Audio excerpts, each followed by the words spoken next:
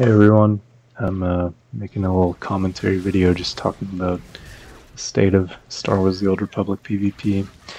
This game itself is not very interesting, as you can probably tell by what you're seeing on screen, and that's kind of part of the issue. About what I'm playing, if you're curious, I'm just playing Deception with AoE Discharge Tactical, which is almost always best in slot. The opportunity cost of not running it when you do get cleave is just too much for me to justify running anything else. And then for implants, it's just stimulated, which is 5% mastery, and it synergizes with the mastery augments. It actually makes it a lot better on Sin. You should not be running crit augs on Sin. And then the other implant is Shadowcraft. And for talents, I'm running like Immersion, or I guess Force Phase, what they call it now. It's a necessary one. Reaper's Rush, because I just want more Shadowcraft. And tonight things were dying fast, so I thought it made sense. Anyway, the thing that I'm going to talk about and why I think this video, or this game, is a good example, is the state of PvP right now and solo queuing into 8-man premades, and importantly, like, why 8-man premades are kind of necessary to like play the game in a fun way a lot of the time, or not 8-mans, but at least like a few friends. The thing is, and the thing that kind of frustrates me, is that this team in this video, like, it's just me and friends playing pretty casually. Like, we're not running anything really strong. It's just we're all playing whatever we felt like, and we have one healer. We're not running cringe Forcebound 2.0 PT mid tanks. We just have like one tank, one healer, same as them, same as what's on the other team, and like, we don't have a lot of damage at all. We really have like very little pressure to win team fights. This should be a pretty like even and chill game. I think it's only 4 of us that are actually grouped, and yet it's totally one-sided, and we end up triple capping them, and it really highlights a very big misunderstanding in this game, which is that a lot of people think that right-clicking blue thing is what wins games, but that's not really the case. Most games that are won are facilitated by high DPS, or high healing, or something. And like, if your team is dead for 90% of the game, and even one person on the other team wants to play the objective, you just can't do anything. So I don't really understand why objective players always seem to be the ones who are against like fighting. It seems like a lot of them just kind of want to hang out. I mean, here, like, the people I'm grouped with are hanging out like just because there's literally nothing to do, not because they care about guarding.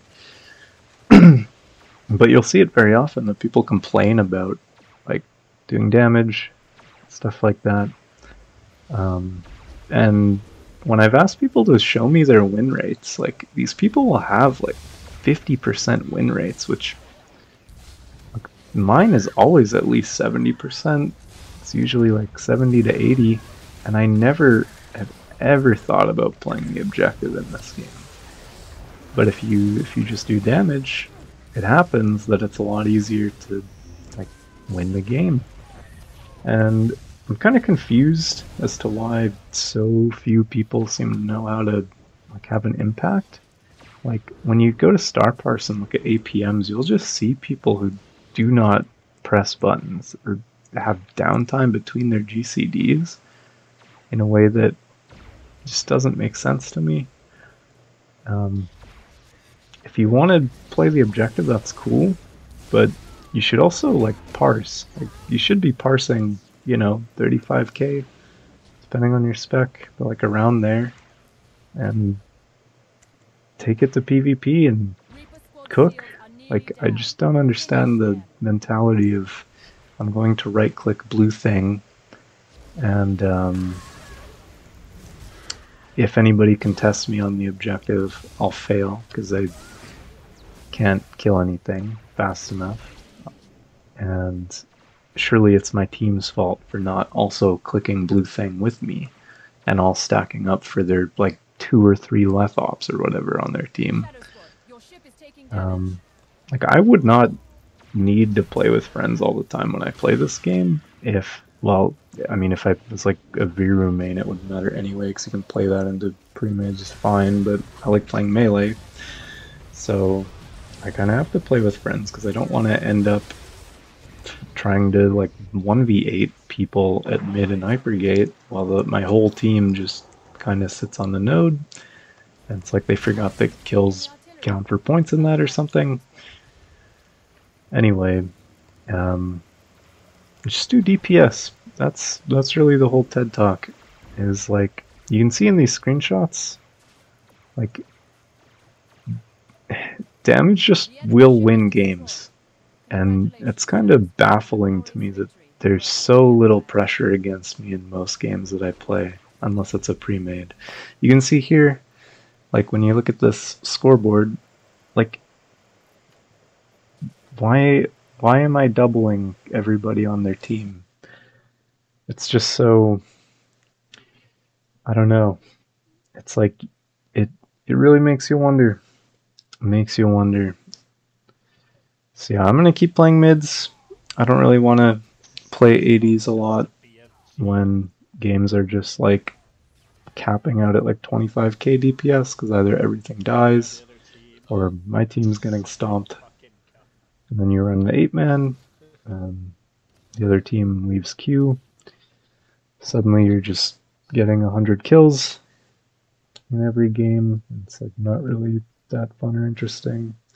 I'd rather commit war crimes in mids and low Bs with good frame rate than commit war crimes in 80s with 7 other people in my group, because that's just what you have to play when nobody wants to fight or do damage. So it's just too brutal to solo queue. But yeah, that's what I think the issue is. That's it.